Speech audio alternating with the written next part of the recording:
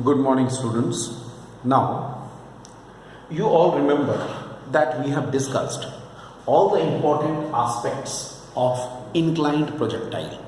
Regarding inclined projectile, we had a detailed discussion, a lot of discussions. And now, we are coming to, in this projectile portion, we are finally coming to the another type of the projectile, that is a horizontal projectile, that is quite easier, or you can say shorter than the previous one. This is the horizontal projectile. I can take it in this way, horizontal projectile number 2. First of all, let us understand this. These equations are all derived equations. You all are familiar with this. This is y-axis, this is obviously x-axis, and this is the point here A. I am considering O as the point of the projection. Always the point of projection is considered as 0, 0. Point of projection is considered as 0, 0 mark. Okay. Let us suppose from this point of projection a body is thrown completely in the horizontal direction with the speed v or velocity v vector. It is thrown completely horizontal so that it will fall on the ground. On this level, horizontal level, here in this horizontal level, and it will hit the point Q, right? But in the course of coming to the point Q, suppose it passes the point P. Let us say at the time t is equal to 0, it has been projected, and at the time t is equal to t, it is reaching the point P, where its vertical displacement is y and horizontal displacement is x. Vertical displacement is y, you can see, horizontal displacement is x. Alright, then what will happen? First we have to see that. Okay, first we have to see that. Suppose when it is coming from O to P, when it is coming from O to P, what happens? जब ये O से P तक पहुंचेगा तब क्या होगा? इसका यहाँ पर देखो, इसका इधर इस डायरेक्शन में वेलोसिटी होगा Vx और इस डायरेक्शन में वेलोसिटी होगा Vy. सपोज हम अगर इसको ऐसे कंसीडर करें और इस डायरेक्शन में इसका वेलोसिटी होगा v vector. Better we take it is u vector. ये ज्यादा आसान होगा आपको लगता है. मैं यहां पर कंसीडर कर लिया u vector, and when it is coming at the point p it is v vector. Okay, but v vector will be resolve into the two directions. Okay, fine. Let us now apply this formula. Okay, let us apply this formula. First of all, I use by equation. Okay, now here it is x is equal to x is equal to x naught plus y is equal to y naught plus. Here at O, x naught and y naught both will be 0. Initial condition, both will be 0, as it was there in the previous case. Always we consider the point of projection to be the origin or 0, 0 mark. Okay, now what we shall do? By equation 2, let us take equation 2a. equation 2a से क्या होगा? यहाँ तक x equal to 0, यहाँ पर आने के लिए x equal to 0 plus ux. look, ux का मतलब क्या होता है? इनिशियल वेलोसिटी का हॉरिजॉन्टल कंपोनेंट. मतलब वो क्या होगा? u प्लस हाफ ax को 0 लिखेंगे t square, because you know along the horizontal direction there is no acceleration in a projectile. So in this is also a projectile, there is no acceleration along the horizontal direction. इसलिए ये क्या हो जाएगा? ut. So t is equal to how much? x by u. I take it as equation number 9 in continuation. I hope if equation number 9 is not there, some other equation you can put it, but as I remember it is equation number 9. I hope it's clear. Now you take equation 2b. 2b is this: y should be equal to 0 plus uy. Uy, when it is thrown completely in the horizontal direction, that means along the whole velocity is along the horizontal direction, along the x-axis. No velocity along the y-axis. So uy will be 0 plus half. ay को मैं g लिखूंगा t square. ठीक है, यहां मैं लिख देता हूं as uy equal to 0. So what is t square equal to or sorry, we can write y equal to g t square by 2. gt square by 2. Okay, and now from equation 9 क्या लिखूंगा? y equal to g by 2 and here x by u whole square, which implies y is equal to gx square by twice u square. Equation number 10. समझ गए? Now, as equation number 10 is representing, equation number 10 represents the equation of a parabola.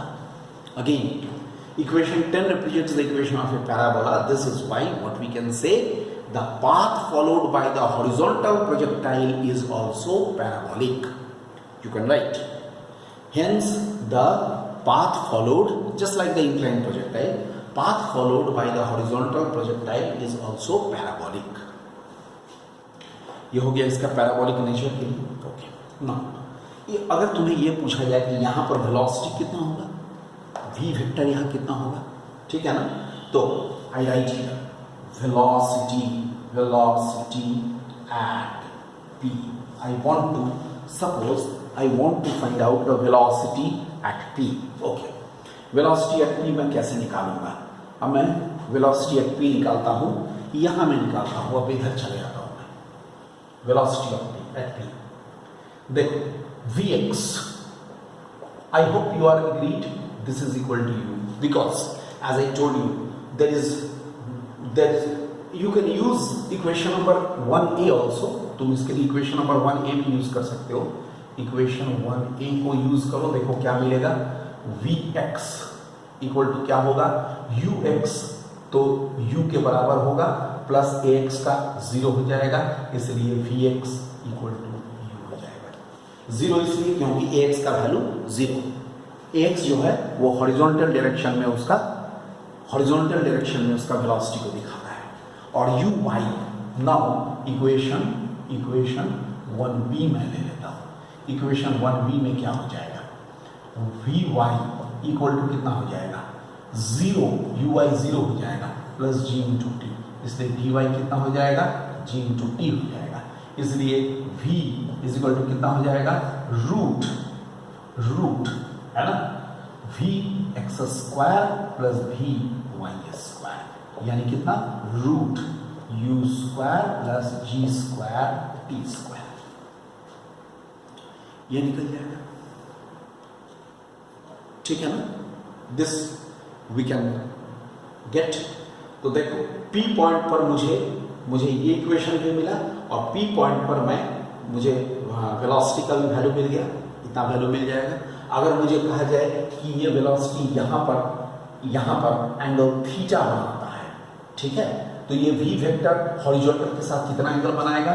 tan theta कितने के बराबर होगा? ये हो जाएगा vy by vx के बराबर हो जाएगा.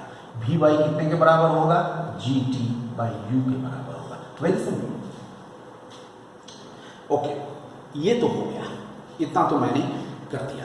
अच्छा, अब मान लो जब ये आकर के फॉल करता है एट द पॉइंट Q, आकर के पॉइंट Q पर आकर के हिट किया. ओके, अब ये पॉइंट Q पर आकर के हिट किया तो क्या होगा? पॉइंट Q पर अगर ये हिट करता है, लुक, अगर ये पॉइंट Q पर हिट करता है तो अब मैं इसको हटा देता हूँ. इक्वेशन नंबर 1 और इक्वेशन नंबर 2 की मुझे जरूरत अब नहीं है, मैं यहाँ पर लिखता हूँ. जब यहाँ पहुँचेगा r हो गया और टोटल हाइट h हो गया. अब मैं करता हूँ नाउ एट Q, ठीक है, देखो फ्रॉम इक्वेशन 10 एट क्यू क्या हो जाएगा, from equation 10 y should be equal to h, x should be equal to r, so we have क्या हो जाएगा, h equal to g into r square by twice u square. Okay, ये हो गया पहली बात. दूसरी बात, v का वैल्यू वहां पर कितना होता है, v का वैल्यू इतना होता है, इसको मैं इक्वेशन नंबर 11 करता हूं, इसको मैं इक्वेशन नंबर 11 लिखता हूं. Then what equation number 11 will be, equation number 11 कितने के बराबर हो जाएगा. अब यहां पर देखो what will be about equation number 11, उसको भी जरा हम लोग देख लें. नाउ फ्रॉम इक्वेशन 11, देखो जब ये यहां पर आकर के हीट करा तो डेफिनेटली ऐसे आके हीट करेगा, कैपिटल वी वेक्टर हो जाएगा, समझ गए, कैपिटल वी वेक्टर हो जाएगा. तो कैपिटल वी वेक्टर यहां पर, कैपिटल वी वेक्टर यहां पर कितने के बराबर हो जाना चाहिए, capital V vector at equation number, capital V vector is equal to capital V is equal to root. देखो यहां पर u स्क्वायर में कोई चेंज नहीं होगा बिकॉज वो कांस्टेंट है, और यहां पर g square into capital T square हो जाएगा. What is capital T, capital T is the time of flight. Here capital T is the time of flight. मैं पहले ही बता चुका हूं टाइम ऑफ फ्लाइट क्या होता है. टाइम ऑफ फ्लाइट का मतलब हुआ the time duration for which the projectile is in air. और वो टाइम हम आराम से निकाल सकते हैं, कोई प्रॉब्लम तो नहीं है.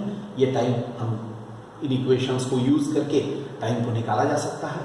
टाइम को, इस टाइम को, कैपिटल टी को तुम कैसे निकालोगे, कैपिटल टी को निकालने के लिए तुम्हें इस इक्वेशंस भी तुम निकाल सकते हो, V Y is equal to G into T, यहाँ से भी निकाल सकते हो.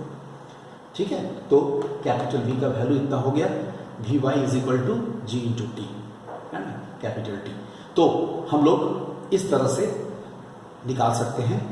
तो this is whole thing about the horizontal projectile. तो हॉरिजॉन्टल प्रोजेक्टाइल का पूरा इक्वेशंस मैंने यहाँ पर लिख दिया है, तुम यहाँ पर देख लो. ठीक है, this is all about the horizontal projectile and regarding the projectile. All right.